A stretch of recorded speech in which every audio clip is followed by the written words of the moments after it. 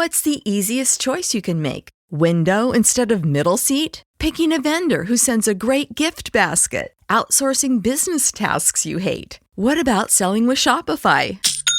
Whether you're selling a little or a lot, Shopify helps you do your thing, however you cha-ching. Shopify is the global commerce platform that helps you sell at every stage of your business. From the launch your online shop stage to the first real-life store stage, all the way to the did we just hit a million orders stage. Shopify's there to help you grow. Whether you're selling scented soap or offering outdoor outfits, Shopify helps you sell. Wherever and whatever you're selling, Shopify's got you covered. Sign up for a $1 per month trial period at shopify.com/try. Go to shopify.com/try now to grow your business, no matter what stage you're in. Shopify.com/try.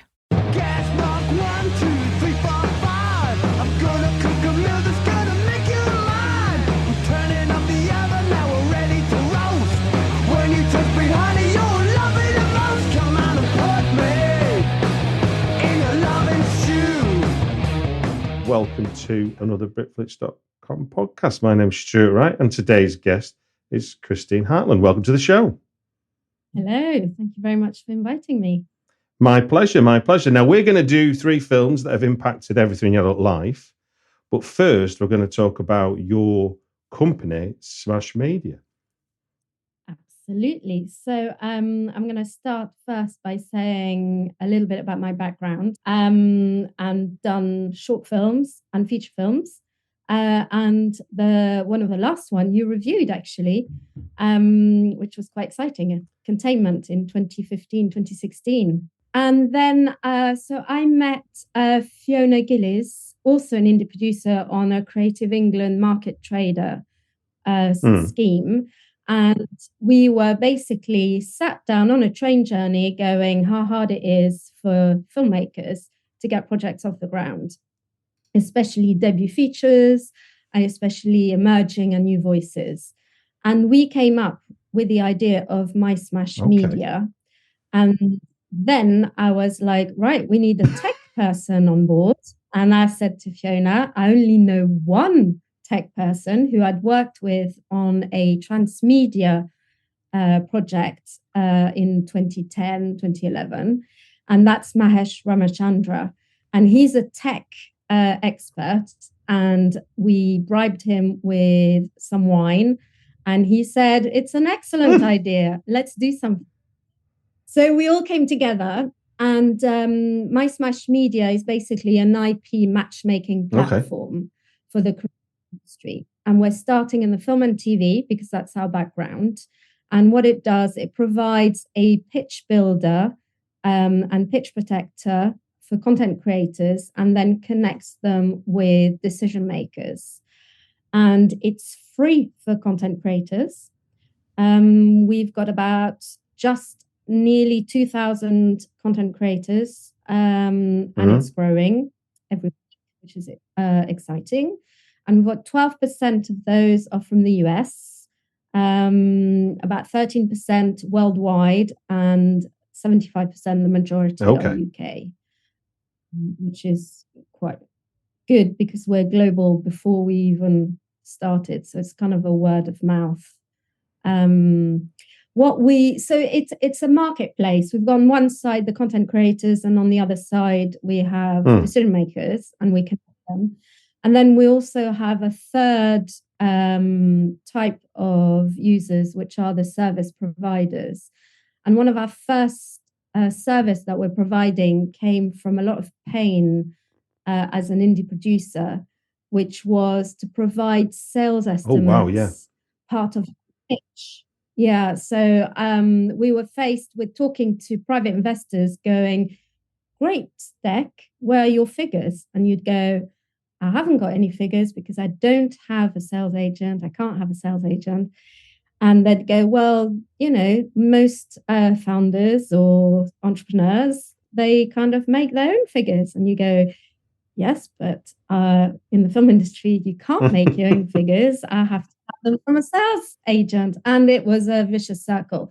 And it was quite frustrating. So that was one of the first service we provide with Hilary Davis, who's formerly Bankside. So she's got a huge amount of experience. And we sold quite a few, and it helps unlock finance, but it also empowers you as a filmmaker. You know the value of your film. So that's for us quite important. Watching your promo material about this, and let's talk in general terms, I was interested by the question, how hard can it be to design a winning pitch? So how hard was it from within the tech side to develop a platform to create a winning pitch for people who are creating stuff? It was definitely challenging. However, what we did is we went to talk to financiers, we went to talk to producers and sales agents to ask them exactly what they needed to know when they receive a pitch. So what we tried to do is standardize a film TV pitch. So whether you experience or not experience, at least you're following you're filling in all the information that a decision maker is looking for.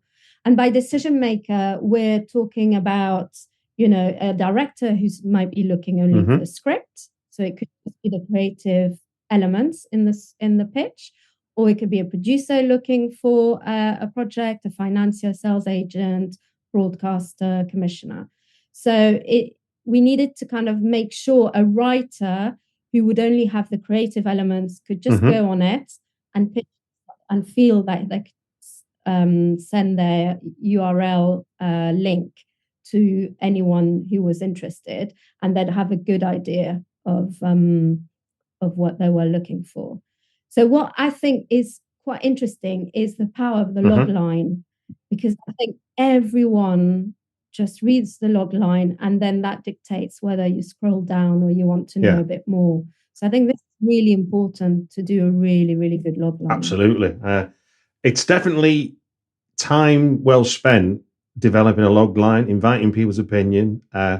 As a writer, obviously, before we spoke, I did a trial run to see how, not that you asked me to, but I've done a trial run, and I can definitely say it's easy to navigate, and the information you want isn't outlandish. And the great thing I thought about it was, while there are options to put as much as you want, nothing's mandatory in the sense of, if you haven't got it, you don't have to put it in, and therefore you're stalled not being able to share your project. I had no financial plan, so there was nothing for me to add there. So it didn't say, well, you can't move forward until you have, which, I think I've come a cropper on that on other kind of platforms that want you to have everything. Whereas obviously from a writing point of view, well, why would I have a financial plan? Absolutely. And there's some decision makers, when we talk to them and we design with them what they like, that they share their briefs with us. So it can be as detailed or as vague as they want. And some will request a financial plan. Like if you want sales estimate, for example, you definitely need those. But others, they're just interested in the creative inputs, and that is it. So it does need to be flexible.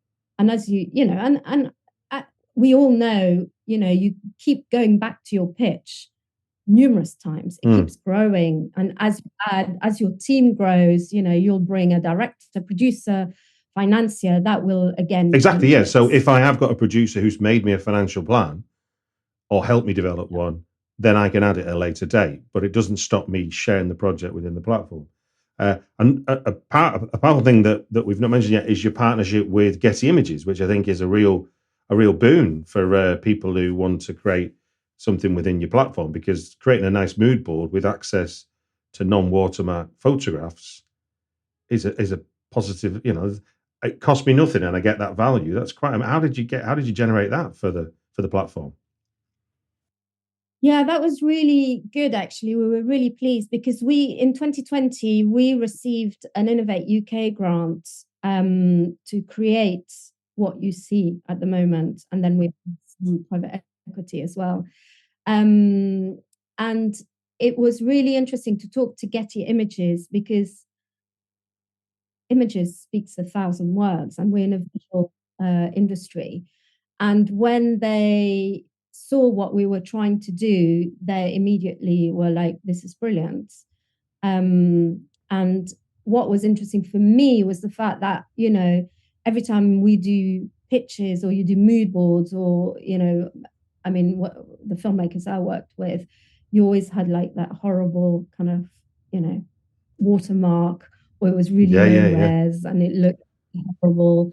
Or if you wanted to do a kind of little moving video mood board, you know, you had problems. And they were like, for pitch purposes, you can absolutely use it for, you know, high res, etc. Obviously, if you use it in your film or your documentary later on, you have to clear those rights. That's absolutely fine. But at least, you know, if you were to do a documentary, and Getty have access to the most, I mean, they've got probably one of the widest range in terms of image and footage.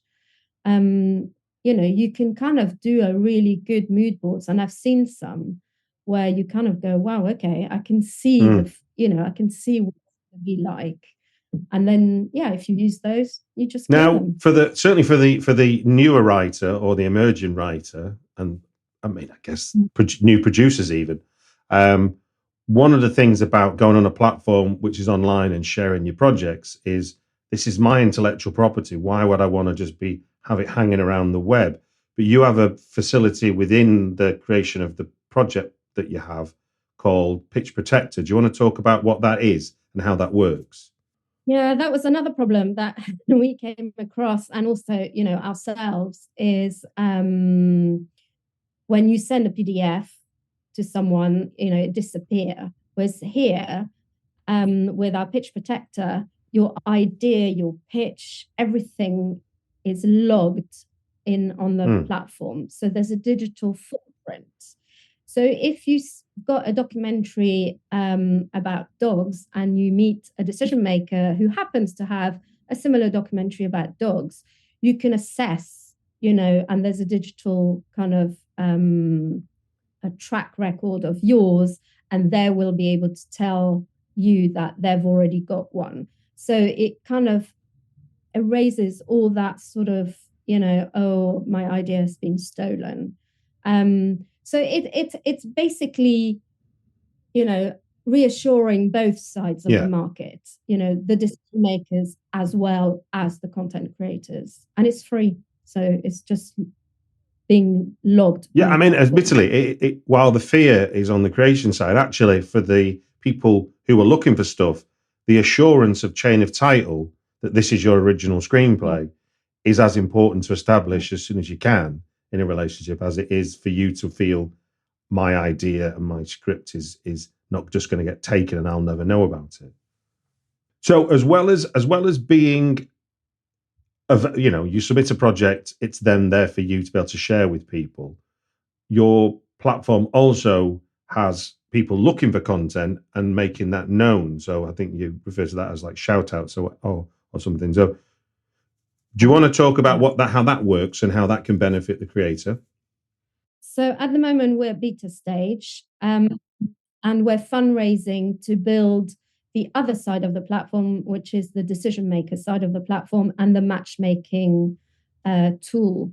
So currently, how it works is our Smash Cupid talks to decision makers and gets a brief from them, and then we share it on the website and on our social media channels.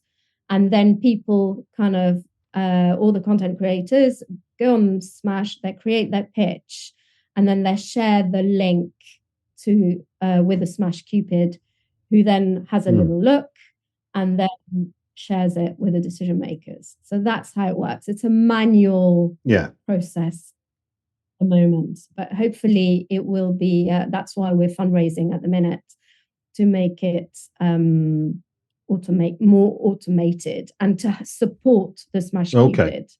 So it's very manually intense, shall we say. Fair enough.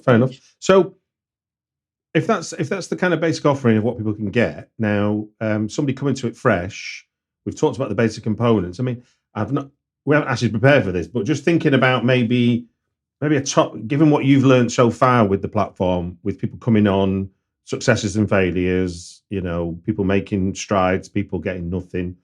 Do you have like maybe top 3 tips about how people can help themselves when they present their projects on the platform? Yes, absolutely. I mean, I think what we are hoping is, by the fact that they have a template, they're actually already sort of clearer about their project, of what it is, and not forgetting key elements, which, I mean, as a producer, I still do receive loads of pitches, and you kind of go, I have no idea what it is, at the end of, it's a big PDFs, or big emails. So it is quite interesting. And even when you pitch verbally, often, it's easy to forget sometimes your name, even, and what you do and who you are. I've been there, Christine. I've been there. We've all been there. So it's trying to reduce that. Logline, I think, is really, really important. And that we've realized, because some of the decision makers will that will be their first port of call. Basically it's, I think those 2 elements are really important. Okay. Yeah. And obviously have a good story. Indeed. I mean, do you have any sort of, is there any guidance available about what makes a good log line, or is anything like that you can point people to? Is there any? Yes, we did actually. We did a webinar with Lucy Hay from Bang to Write. I know Lucy, yes. Yeah, and she did a little session with us about logline on our YouTube channel. We've got a link. Well, I'll put a link in the show notes so people listening to this can go to that straight after, and I think that'd be really useful. Yeah. Well, look, thank you very much for sharing My Smash Media, introducing us to that. It sounds very exciting, and it sounds interesting in the sense of you've thought of a lot of it, and like I'd say, for the listeners' benefit, having gone through the process of putting the project on, the template makes it easy for you to know what's needed. Because I mean, and title, genre. I mean, it's so obvious to put that at the top, but obviously, if you don't know what you're doing, you can get carried away with presenting lots of information, and this pitch deck might on page 15 end up saying, "Oh, by the way, the title's this, and it's a horror film." Whereas somebody's had to drudge through lots of stuff. Whereas you want your audience to go, "Oh, right, I'm looking for a horror film. It's a horror film. Tick. Let me see the log line. Oh, tick." And then the detail becomes about, is it something I'm really interested in?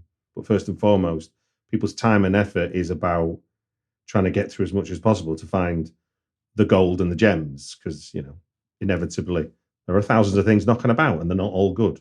Absolutely. Yeah. And we've made some matches and also really good connections with our current decision makers. So it is exciting, and it's kind of still the beginning of a journey, but we're moving, forward. It's good to see how it's evolved. It's kind of a bit similar to a film production, to be fair. Yeah, Fiona and I are surprisingly quite at ease with some of the elements, resilience, which we all have to have as filmmakers. And persistence and consistency are going to be everyone's best skills. Absolutely. Well, look, thanks for sharing that. And as promised, we're gonna jump into Christine's 3 films that have impacted everything in your adult life. Just to give people a heads up for those coming to the podcast for the first time, Christine has given me 3 titles, which are films important to her or hold important memories. And we're going to talk about each film for 5 minutes. And when the 5 minutes are up, we'll move on to the next film. Does that make sense to you, Christine? Yeah, it does. Perfect. Right, I'm going to do this. I'm just breaking the fourth wall for a second now, because as far as I know, for some reason, Zoom is clever enough to cut out the bell on my countdown timer. So you can hear me talking now, can't you? Perfectly well, right? Hopefully you'll hear this. Otherwise, I'm going to have to wave my arms like I've been doing recently. So this is a recent phenomenon. I don't know when when it developed this skill. But so No, is it ringing? can you hear nothing? No. Okay, there's like a DEFCON 1 bell going off. That's to save people who've not turned their phones on silent. Exactly. But it's fucking amazing that it can differentiate me talking to you from a kind of pitch of a, I mean, I don't know if it's the same if I do it as a different noise. Yeah, let me try. Can you hear that as well? Stargaze Summit. Yeah. See, that's amazing. So it's kind of deciphered all the ringtones. Oh, well, I'm guessing it's deciphering electronic from organic. Oh, yeah. I'm guessing that's what it's doing. But it's fucking annoying because for years I've been able to just play an alarm at my end. And you need one of those. And it's coming, yeah, and it's come. Well, one of these days I'll be able to link in a website that'll do it so we'll both hear it at the same time. But what I'll do is I'm still going to have the alarm at my end because then I get it at my end and it's recorded at my microphone here. Although you hear him on the webcam, I'm recording to this microphone. So it'll pick it up. What I'll do is I will do this when we reach 5. You'll see me. Now you can finish your thought and all them kind of things. It's not like a strict shut up, but it's more that we just get to spend 5 minutes talking about why each one's important as opposed to 15 minutes on one and then we just throw the other titles out at the end. Does that sound okay? Yeah, absolutely. Yeah. Fantastic. Right. Clock's ticking. First film on your list, Christine, is the neo-noir psychological horror film adapted from William Holzberg's novel Fallen Angel and written and directed by Alan Parker. I'm talking about 1987's Angel Heart. Where does that fit in your film memories and your film education? Well, I was a teenager. Mm-hmm. And I was kind of brought up watching a lot of Hitchcock's, and weirdly now watching thrillers or psychological horrors who freak me out. I'm not the best person. I am the one who just goes, can we fast forward? But this one had a massive impact. I mean, Alan Parker's films had a massive impact. Midnight Express, Birdie, but Angel Heart. Also, I have to admit, I had a big crush, obviously. On Mickey Rourke? I mean, it wouldn't have been, you weren't unusual in 1987 to say that. So that could be partly why. Mm-hmm. But the story was very clever, I thought, and you just didn't see the twist. And it kind of leaves you like in shock horror. But it was quite brutal. I've got images. I've never seen it since. Seriously? And I don't think I could. Yeah, I don't think I could actually, which is a strange thing to say. Yeah. No, well, I must admit, there's films that I know I'm going to love, and I don't want to have watched them, and then there's films that I love, like you're talking about, Angela, where if I watch again, do I muddy the memory of what impact it had at the time? I mean, it's interesting you say the twist, because the twist is brilliant. Now, I think we can talk in spoiler terms about a film that's 35 years old. But you've got a character called Harry Angel, Mickey Rourke's thing, and you've got a character called Louis Cypher. I mean, it couldn't have been, but none of us saw it coming. I mean, it was we weren't reading the film going, obviously Louis Cypher's the devil. So that's really interesting because I only realized much later on, because I think I would have seen it maybe in VO in English. Yeah, I'm pretty sure I would have seen it in VO, actually. I was watching films in VO. But I was in France. I was brought up in France. Okay. And even though my dad was English, I wasn't fluent in English. I wasn't bilingual. Okay. So I wondered whether all the French, and me included, would have missed out, and the English-speaking people would have actually seen that coming. No, I'm saying that weirdly, yeah. I think because when you watch a film, you know, I mean, it sounds, when you say it after the fact, it feels the most bleeding obvious thing in the world. Yeah. And you kind of, and me as a writer now, I'm thinking, there's no way I'd get away with it. But within the movie, I think when you watch the film back now, it almost sounds like Louis Sapphire. You know, you can So if you're not Right. listening for Lucifer, Yeah, you wouldn't pick it up. you wouldn't pick Yeah. it up originally. It's only like after the fact you go, oh my God. So, it's like when you rewatch Sixth Sense, the twist is there all the way through the film. It just doesn't tell you. Yeah. And you Yeah, can yeah. rewatch the film and enjoy it for what it is. So, I mean, that's interesting. Just what you watch an English language film, growing up in a bilingual house, but not quite bilingual yourself. So, in what way was English language film becoming important to you then at that point? In what way? Sorry, what? In what way was English language films becoming sort of? I guess my dad, he took us to, Hitchcock. It was all VOs. Yeah. And weirdly, there's only one film French, because I was wondering of the three. I was like, these are the three, and then I was like, oh, maybe I should have two French. Which one would be the other one? And then the other one actually isn't French anyway, it's Polish, but I assumed it was French because it had French actors. So it is quite interesting how you suddenly go, well, English is kind of out there and in cinema, and we did watch a lot of it. I didn't have the TV. My parents didn't want a TV, so went to the cinema instead. Probably more than most, I would have thought, and definitely watching a lot of English films, and that could have been because of my dad. But also as well, because one of the things that from an English person you're kind of jealous of with the French language is that you've got a clear differentiation between France cinema and American cinema, whereas obviously UK and American cinema, they share a common language, therefore the barrier between the two doesn't exist. Absolutely. And then domestic stuff can exist. And I'm thinking, what was my point of saying that? But I just think that maybe in 1987 there wasn't the expectation that everyone understands English like that. Whereas I think 35 years on, the more I go to Europe, the less the need to be able to speak another language becomes on you. That in the late 80s, you would have had to have been able to do some French or some German if you were in even the biggest cities. Whereas it feels like now, for better or for worse, the American English language that's permeated media, the internet, means that the ubiquity of English language is even more than it ever was. We shall move on to your French selection for your film number one. Best foreign film nominee at the Oscars, losing to the Dutch film The Assault for the big prize.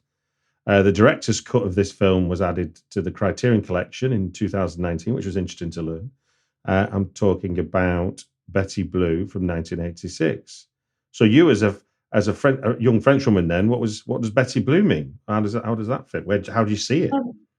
So the title in French is not Betty Blue. It took me years to put the two together.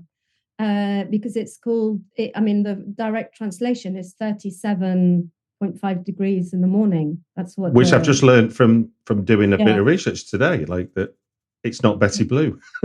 Yeah, quite interesting. But the why it's got a massive impact is I was with a very, very good school friend of mine, and we had no idea what we were going to see, really. So okay. Knew that we had to go and see it because it came out and there was clearly a big sort of PR publicity. And so this was a zeitgeist moment in France, this film? Yeah, was on release that week. Yeah. And if you just go back in time in the 80s in France, a lot of the cinemas had, one room that was for erotic films, porn, erotic, and it was one of those things. Anyway, we got in like it had already started. Not the film had already started, but there was adverts already. So we sat down, saw the last few adverts, and then the opening scene is so raunchy that we both looked at each other and went, oh my God, we're in the wrong room. We're in the, this is not the film we want to go and see, clearly, because it was just so explicit. And then, we realized that we were in the right room. And we were like, Jesus, and we're talking teenage, and it was like a real sort of wow. And then the whole mental illness, the character of Betty Blue, the acting is amazing. It was really raw. I mean, everything was just like, it was just unbelievable, and I think it kind of stayed. I mean, again, it was quite violent. I would not choose to see these kind of films right now. I'm not sure I could cope. It was quite like, wow, okay. What do you remember about Beatrice Dow being sort of, that's just her big screen debut, wasn't it? So yes, it was a debut. Yeah. So how much of a star was she like in this moment from a French point of view? She was massive. She was everywhere. Yeah. I mean, I remember her being everywhere. And then it's only a few years later that I realized that she didn't actually had a great career. Actually, I haven't really Googled it. I should have Googled it before the podcast because I'm not sure she had the career that she possibly could have. No, the promise of what this film gave, this beautiful French woman in a film that, I mean, in a way, looking at it from a UK point of view, that's interesting that you were like, oh, God, how shocking is this? Because I think we're not too dissimilar in age. And for me, it's like, this is what French cinema's like, as a differentiation from, it's not, 1986 is not that long after the death of things like Carry On, and Kiss Me Quick and all that nonsense that is very much the British attitude towards sex, which is, ooh, and therefore suddenly this confident, I mean, with the mental illness element to it as well, where you've kind of got this existential stuff alongside this, what appeared to be as graphic as sexual portrayal as you can do in the mainstream cinema. You were like, well, that's what French do. Because the reason I ask about how iconic or how popular it was is because this is very much a cult film in the UK, but also in every student house, even going into the 90s, the Betty Blue poster was a kind of, nod to some pretentious thing. There'd be an Albert Camus book on the bloody table and then some other beat poet or something. You kind of go, you'd set your stall out. You could almost like dress your room to be, look at me, I'm an intellectual, look at me. So, I mean, in France, does Betty Blue have that place at all, or is it just a big successful film? No, I think it has got. Actually, that would be interesting to. I've never asked my school friends years later, but I mean, I think it is a film that when you were when you watched it, I mean, I would have been 17, so not 18. I'm suspecting it was an 18 in the UK. And definitely not in France, which already because I interviewed Julia Ducournau when Titane came out on the podcast, and it was interesting talking to her about American genre, and it really was like for her that stuff was as exciting coming into France as French art house cinema coming to the UK would be to me and my peers, because I guess it's that whole thing about, the Marlboro cigarette is exotic in France and the Gitanes is exotic when you're in Britain. You just kind of this other culture that you don't quite understand, but it's exciting because you're going, oh God, it's associated with all these things. Yeah. But I think it would have marked all teenagers at the time, definitely. Well, it's something, I mean, I'm going to look into this after we finish talking. So moving swiftly along to your third and final choice, this breathtaking film tackles questions of love, life, and metaphysics. It won Wim Wenders the Best Director at Cannes in 1987. I'm talking about Wings of Desire from 1987. Do you want to talk us through this gentle film?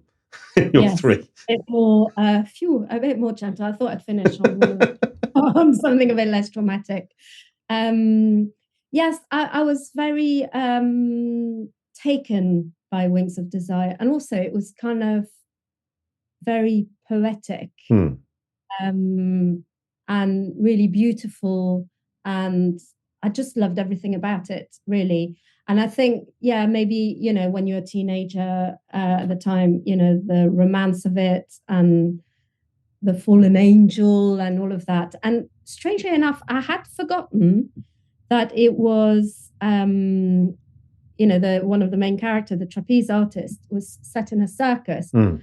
It's only afterwards, because I was working with, or still am working with, a writer-director whose film is set in a circus. Okay. And I was always fascinated. And I wondered whether, unconsciously, suddenly, Wings of Desire was kind of kicking in or something. Kind of quite interesting. But yeah, no, I thought it was always kind of very beautiful and just very poetic. And what particularly about the film do you remember grabbing you when you first watched it? The play with the colors. So what's kind of interesting with actually all those films, they all have very vivid visual memories, from dark but very stylized as well, and motifs in Angel Heart, and with Betty Blue it was very sort of punchy and bright and very, but that's my memory. If I'd seen them again, I might just go, really? And Wim Wenders was, it had black and white, and it was in Berlin, and it had that kind of a bit of grimness, but equally there was kind of that beautiful kind of love story as well, and which I thought was really nice. And also you've got, in and amongst all the European acting stars, you've got Peter Falk, an American, a man known for playing a bumbling detective in a long-running TV show. I mean, he's more than that, but certainly in 1987, that's how people would have recognised him. For him, I wouldn't have recognised him. Okay. So I think this is really interesting, because a lot of people say when you know an actor in a series, and then you see them playing something completely different, sometimes it can jar, because people expect them to play the same role. Yeah. And so I wouldn't have, I might have seen a couple of episodes of Columbo, but definitely wouldn't have had that kind of prejudice or kind of going, oh, he's the detective. Interestingly enough, but because he plays such a different role, even if you did know him, it's so different than what you do. And obviously, that's the skill of an actor. But it is just interesting seeing that, and like you say, the play between the black and white and the color. So, I'm fascinated to know, in terms of this being a Cannes Best Director film, you being in France, is that because obviously when this comes out in England, I don't know it's a winner at Cannes, and obviously I'm older now and I've been to Cannes a few times, so I understand the importance of being Best Director at Cannes. But is that a film you know of as that when you see it? No, I wouldn't have had any clue, to be fair. Okay. I was literally, I think my going to the cinema were kind of friends, my parents, my dad specifically, and not really on, I wasn't really into the film industry. I never thought I was going to end up in the film industry. It was kind of one of those industry that is like very, very far away. So it would have been advertising and friends going, you've got to go and see it. I just wondered if news of Cannes Film Festival was something that you would pick up as a French person looking for, You know of it. Yeah, you definitely know of it. It's around. Yeah. It wouldn't have been a focus point. Okay. All. Yeah. And is there a particular scene that stands out in your memory from when you saw it that you even if it's a kind of warped version of history in terms of it's just what your memory is? The images that stood out, and I think it may be more because it's the one that you see when you go on the internet, is the classic one of him being up, the clock. Yeah. That's the one that you have. It could be more because of it's the repetitive, it's the memory we're given of the film all the time. Yeah, no, that makes sense. Well, look, that's your 5 minutes of your third film up. Thank you for sharing your thoughts and memories on Angel Heart, Betty Blue, and Wings of Desire. I will put links in the show notes to My Smash Media and the various other things we mentioned that was a link. So, for example, Lucy Hayes' logline thing and stuff. But it just gives me to say thank you very much for being on the podcast. Oh, you're very welcome. Come on and put me in a loving shoe and let me rock you like you want me to, 'cause now the bridge is clean and we've had our fill. You put on the coat and I'll get the bill. This is a love story and I'm singing to you. Me and my baby loving in the rockin' stew. Come on and put me in a loving stew. Yeah, let me rock you like you want me to. Yeah.